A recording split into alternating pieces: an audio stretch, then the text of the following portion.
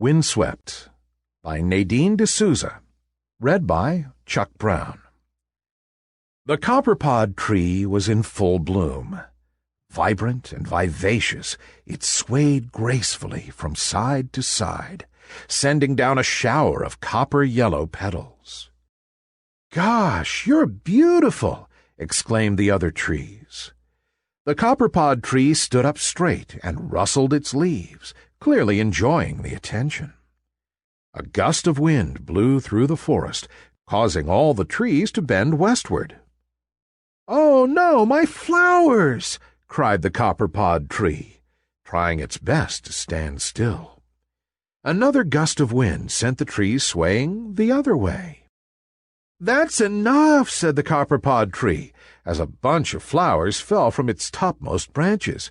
"I've just about had enough." All the other trees turned to look. "Now look here, Mr. Wind, I refuse to dance to your tunes any more.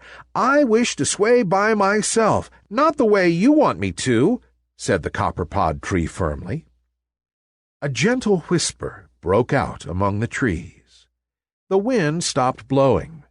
The din of dead silence rang through the forest. A moment later, the wind swept through the air again. It circled around the trees and made a whooshing sound, but it never touched the copperpod tree. The copperpod tree watched the other trees giggle as the wind tickled their branches. Then it turned the other way and admired its flowers. Out of the corner of its eye, it looked to see if any tree was watching, but they were all dancing with the wind. The copperpod tree tried to ruffle its flowers, but it couldn't. It tried to shake its branches, but it couldn't. It tried to lean closer to the other trees, but it couldn't. All it could do was stand still. "Gosh, you're beautiful," said the trees. A few days later, the copperpod tree opened its tired eyes with a glimmer of hope. But the other trees were looking elsewhere. They were looking at the gullmower tree, which was ablaze with fiery red flowers. It was scattering its petals in the air like tiny sparks of fire. The wind blew around it, tussling its branches and making its flowers flush and even brighter red. Nobody paid any attention to the copperpod tree, which was all bent now. There wasn't a single copper-yellow flower on it. Dried flowers and leaves still clung to its branches. The copperpod tree let out a groan. Its trunk was hurting from standing so still. It longed to sway at least once, but the wind refused to even come near it.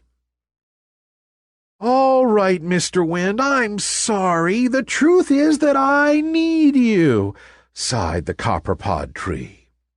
It felt a slight waft of air near its side. The wind had come closer to listen. "I know I'm a big, beautiful tree with lovely flowers and healthy branches and a nice, strong trunk. But all that doesn't matter if all I can do is be still," said the copperpod tree. "I want to sprinkle my petals over the little children that sit beneath me. I want to reach out my branches and kiss the sky. I want to stretch and protect the people that take shelter under me.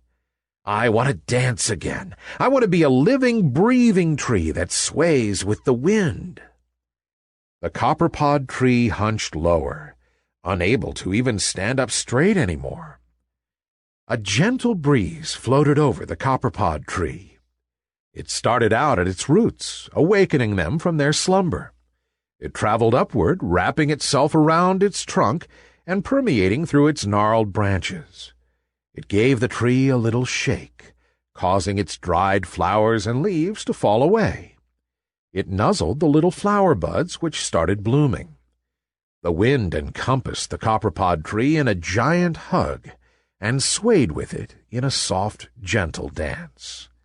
The copperpod tree threw its branches around the wind and danced like it had never danced before. The end. Thanks for listening to this story.